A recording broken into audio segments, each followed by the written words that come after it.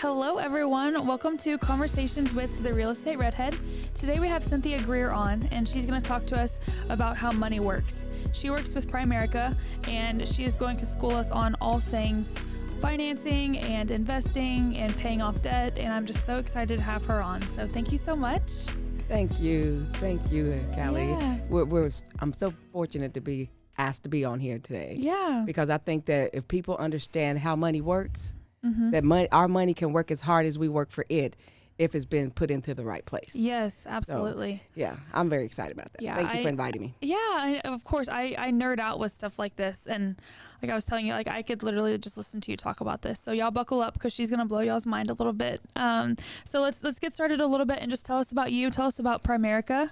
Well, you know what? I've been with the company for over 19 years. Wow. You know, I'm not someone that's been here a while, and I wasn't like what they say, like an immediate get start, because I came from a background of medical. Okay. I was a respiratory therapist. Really? I didn't know that. Yeah. And I got into this business, honestly, is because I didn't know about my money. Mm-hmm. I didn't know there's a rule out there called the rule of 72 that tells you whatever interest rate you get on your money, it tells you how long it takes your money to double. Oh. No one told me that. They didn't school me on that. So once I saw that, I'm like, I'm not the only one that doesn't know about this stuff. Yeah.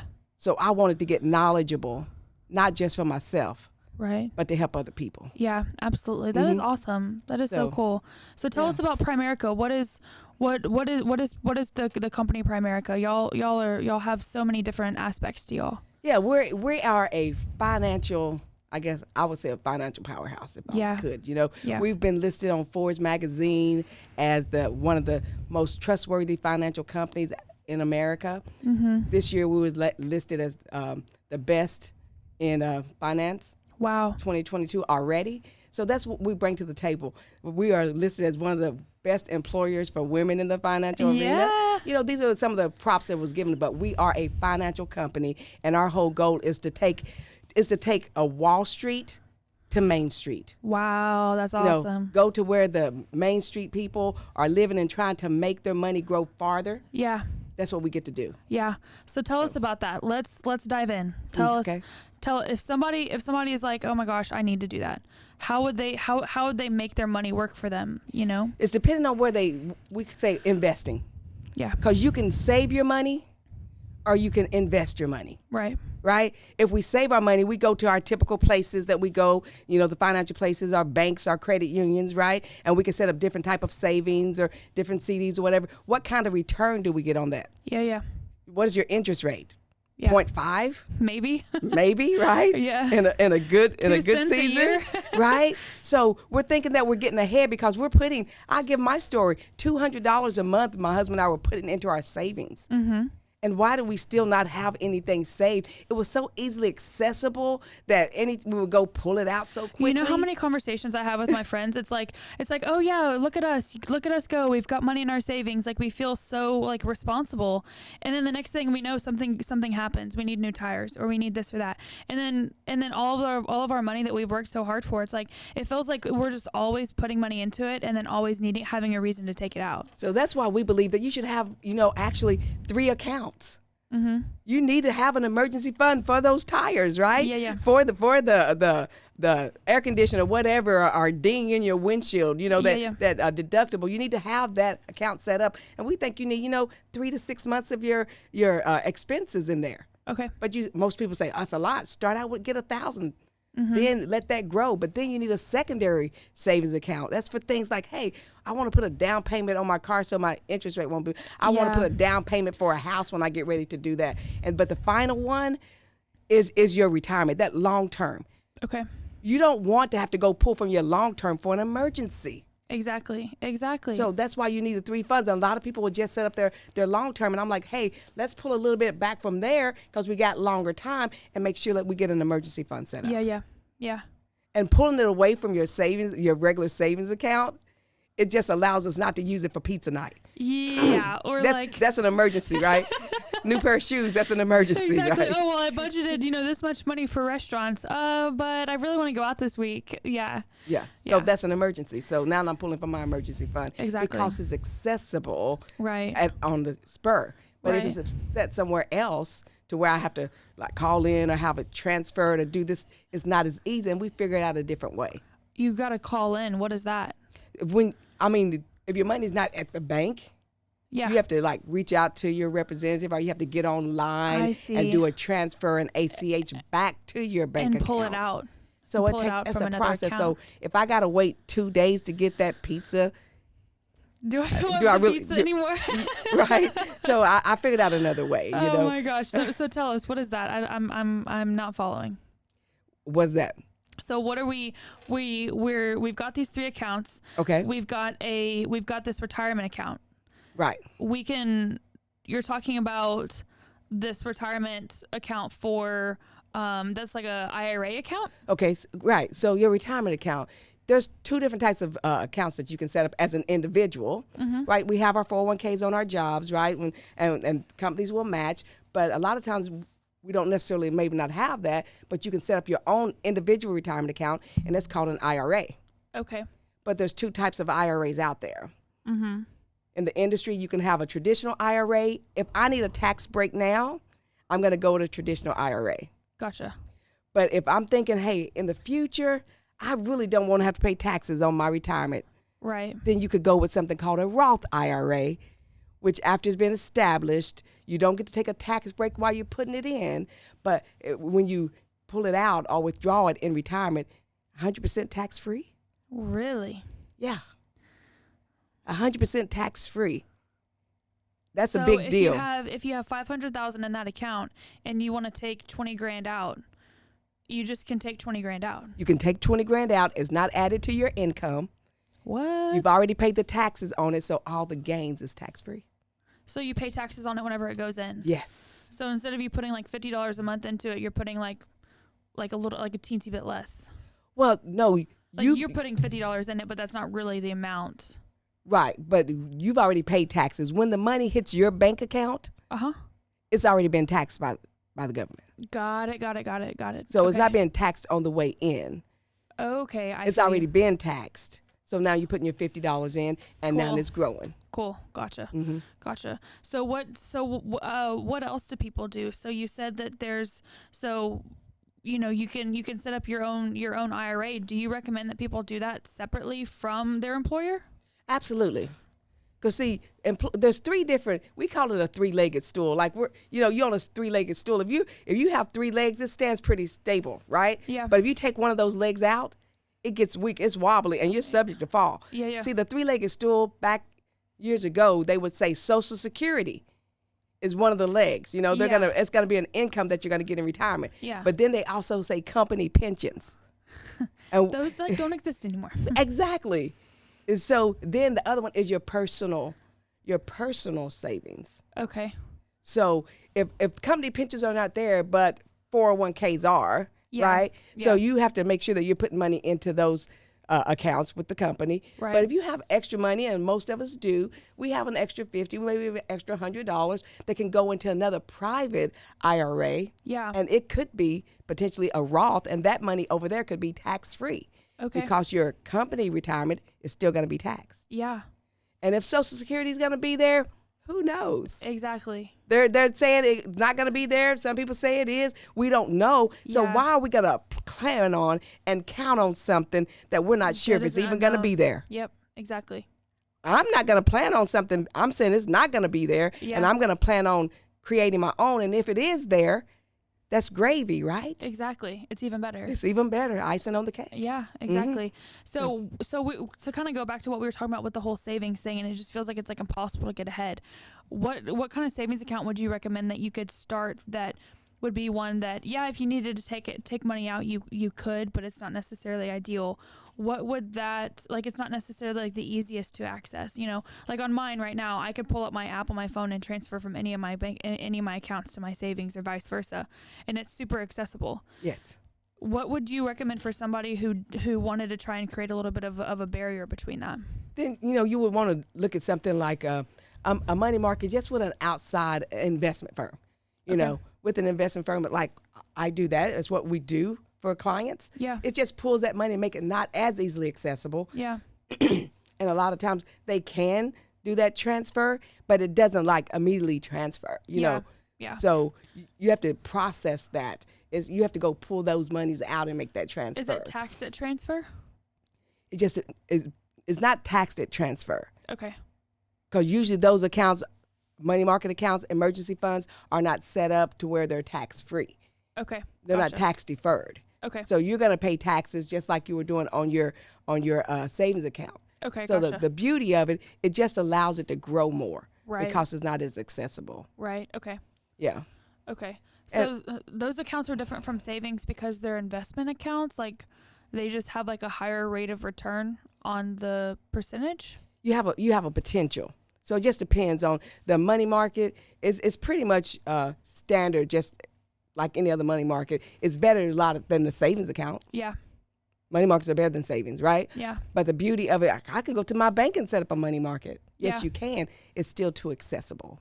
Got it. If we're really trying to accumulate that money, okay, move it just a little bit farther away from you. Exactly. So you can't see that balance. For me, like, yes, I would rather not even know what it is because it gets me too excited, and then I just it's just too overwhelming. I would rather not even know what the budget, what the amount is. Just take my money, and I know and trust that that's a good choice, and I don't even want to know what the amount is. I rarely look at my account because it seems like soon as someone realizes that they have money in their account, then all of a sudden they thought of reasons why, oh, I can use this. Yeah. The worst thing in 2020, when they allowed people to pull out their money without penalty from their retirement accounts. Oh, geez, Louise. That's a terrible idea. Yeah. And everybody started pulling out their money because somebody else was able to do it. Hey, they're not going to penalize me. Yeah. They're not going to penalize me, but you penalized yourself. I was going to say, you're penalizing yourself. You penalized yourself because now that money that you had saved for the future, now you're starting all over from ground zero. Yeah. And I'm 50. Yeah. How likely am I going to be able to recoup that money? No. I mean, you can't. Yeah. So that made it, but I understand why they did that. Is because they wanted to put money back into the system because everybody went and they used that money and it went back into the system to rebound the economy. Yeah. Yeah. I understand. Yeah. Well, and then maybe for people who had it rough, maybe they lost their job or something, they could pull from it and have some expenses to live off of. Well, that's a good thing, right? Yeah. So that's why I said that's why you did that. But that's the emergency fund. If I had my 6 months of emergency funds in there, and we've done that properly by having the 3 funds, then we still wouldn't have had to tap into that retirement. That's the last resort. Yeah, I had emergency fund. I had my short-term savings. And hopefully by then everything was already starting to rebound. They already put all that money out there. That's true. That's true. A lot of the times that people put out the money not because they needed it. I ask a lot of people. I'm like, so did you really need it? No. That's what they said. But everybody else was doing it. Yeah. Yeah. Well, and it's tempting too. And that's what's hard for me is it's tempting. And it takes a lot of discipline. It takes a lot of discipline because you're doing what other people aren't. I mean, you are doing what other people are not doing. Once people get money, they literally will spend it all. Yeah. And it's fun to spend money. It's fun to go out for food. It's fun to go shopping. My only question that is really, really in the back of my mind right now, you're talking about savings for the short term. You're talking about an emergency fund. Mm-hmm. If the AC goes out, if you need to replace something or whatever, and then the short-term savings. Where's my savings for vacations and the fun stuff? It's in there, like the short-term savings. That's for your vacation. So that's what you would say? Mm-hmm. Okay. That's what I tell people. Hey, if I'm planning a trip, like I'm planning a Disney trip, it's going into my short-term savings. Okay. Because I want to travel, and I'm just like trying to figure out. We started to like pull like certain percentages, like you want to pay yourself, and then you want to pay, you have your tithe, and then you also have the money you live off of. Yeah. So it's like, what percentage do we pull and what account do I pull it from? Because now that I'm a business owner, I'm having to pull money. I'm having to put money aside for my own taxes too. Absolutely. And that's in its own account. And so I'm pulling from that, and I'm like, well, geez, how much money am I even going to have to live off of with all of these percentages that I'm pulling from all of the money that I make? And it's like, well, heck, it's very, very hard to know where to go with all of it because it's It's overwhelming because you want to save for retirement. You have to save for taxes. You want to save if your AC goes out. And then it's like, well, heck, I still got to eat too. Pay my bills. Exactly. So a lot of times that emergency fund is that same account that I would be putting my taxes in because I know I'm going to pull it out this year. Yeah. If you're going to pull something out within the year, it need to go into that emergency fund. Yeah. But if you're saying, oh, I'm going to take a huge vacation in about 3 years, I'm going to put that in that secondary, that intermediate account. It's going to give me a better return. Uh-huh.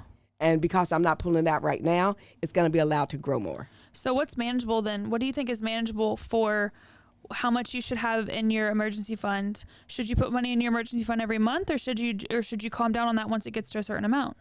Once you get it to a certain amount, then I can back down on that and start putting more money into my intermediate and to my long term. Okay. So if I got 6 months of my income there, then I'm not going to put then anything in there. But if I use that for anything, then I have to pick up and start replacing. Right. Okay. So get it to like a safe place, get it to a comfortable place. Where, yeah. And then start saving for the fun stuff that you want to buy or that you want to do. Because you do want to have some fun stuff. So I think the principle of 10-10-80 is really, really a good thought to live by, because we're putting 10%. I believe that 10% should go to our local church in tithing. That's, that's what the Bible tells us. But then 10% you should pay yourself. Because if you don't, everybody wants their bills paid. They want you to pay everybody, right? Yeah. But that 10% allows you to do some of the things you want to do. Right. And exactly. then, 80% is what we live off of. So you don't just. And out of the 80, splurge. you might even take, say 70%. I'm going to get my income, my expenses down to 70, and 10% is for fun. Yeah. I mean, wouldn't that be awesome? Yeah. I was telling Aaron last night, like, whenever we pay off our debt, like, we're treating ourselves to a landscaper, of somebody to come and cut in our yard, and we're going to treat ourselves to somebody who's going to come clean this house. I hear you. Because I'm over it. I totally agree. Like, I mean, just something to, like, treat ourselves once we get to that point, because I can't imagine, like, whenever you're not, like, being a slave to the lender, like, it sucks. Absolutely. It's hard. Like. Absolutely. So only way you're going to do that is to have a plan and to work your plan. Right. So I think a lot of times what we don't have in the middle class is we don't have a financial coach. Absolutely. So that's what I get to do and be a coach and that sounding board. And, they'll ask me, well, what do you think, Cynthia? Well, if it was me, this is what I would do. This is how I would do it. And I show them why it makes more sense. Oh, okay. Should I pull that money out? I'm like, I wouldn't do that. Right. Can we find it another way? Let's look at other options. What else can we do? Yeah. And that's what people need, is somebody that keeps them accountable to their own goals. Yeah, exactly. Well, and I think we're such an instant gratification society. And I mean, I know I am. I have no patience.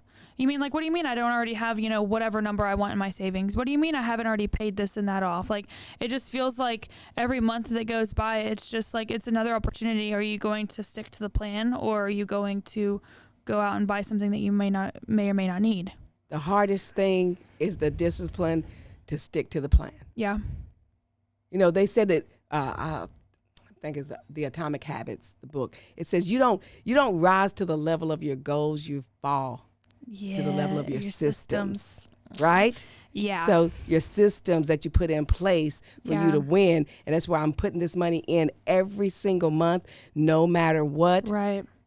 Whether the market is high, whether the market is low, whether it's good, I'm putting my money in there because I know that I have time for it to work and it to grow and it to be what I need it to be. But it's not going to be tomorrow. Right. It's not going to be, a lot of times people, how much do I have this year? What you put in.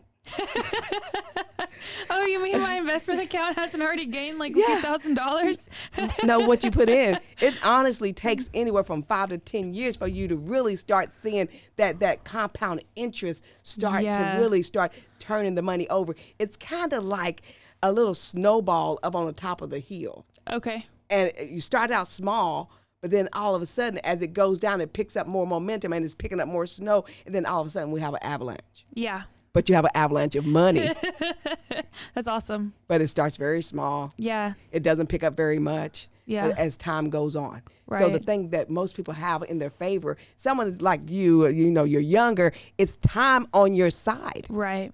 But if you don't start now, time is going to catch up. Absolutely. Because I remember I was your age last year. It just happens just like that, doesn't it? Yes. So I was like, what? I know. I tell my friends all the time, are you saving for retirement? Are you saving for taxes? Like, what are you doing? You know? Yeah. And my best friend, she's so funny. She's like, but I can do that later. I'm like, girlfriend, if you don't stop shopping and buying everything for everybody, then you're not going to have any money to live off of, you know? And it's fun, but it's not going to pay you in the long run, you know? You can do things. If you do the hard things now, then life will get easy. Yeah. But if you do the easy things now, then life's going to be hard. Right. Absolutely. You know, so it's easy to shop and spend and have fun and all great, right? Exactly. And someday later, right? Mm-hmm. But then you have that person that, you know, have said, you know, I'm going to save. Yeah. I'm going to save. And then when they're buying their house cash, Seriously? when they're going on vacations, when they're not having to worry about money, see, now they crossed over from being in a flexible lifestyle to a life of freedom. Absolutely. Well, and that just seems like such an impossibility, you know? Like, it just feels like I see that people do that, and I'm just like, how did they get there, you know? And it's hard work and dedication. They made it a purpose and a plan, discipline. Mm-hmm. The hardest thing is to stick to your plan. Yeah. Because it feels like don't I deserve to have something, you know? Yes, you do. So you reward yourself by going and making it happen. Do something to reward yourself. Well, and I feel like too, Aaron, he told me whenever I was telling him how important retirement was for me and how I didn't want us to be working until we were, you know, in our late 60s and 70s. And he's like, well, that's not really that important to me. Like, I don't mind. And I was like, boy, no, sir. Like, what is wrong with you? Like, absolutely not. Like, we are no, and no. Like, okay, well, I guess I'm going to go on all these trips and have fun and, you know, sit around and do literally whatever I want whenever I'm in my 50s. And if you want to go out and keep working until you're, you know, in your late 70s, then you can go right ahead. But I will never want to set myself up for that. The hardest thing is to think that our bodies are going to hold up for us to do that kind of work. True. That's we very think true. that I can work until I fall over there, but will your body hold up? Yeah. And will your mind hold up? Yeah, exactly. And does the company want you Seriously, there? Whenever you can barely step into the office. Yeah, does the company want you there?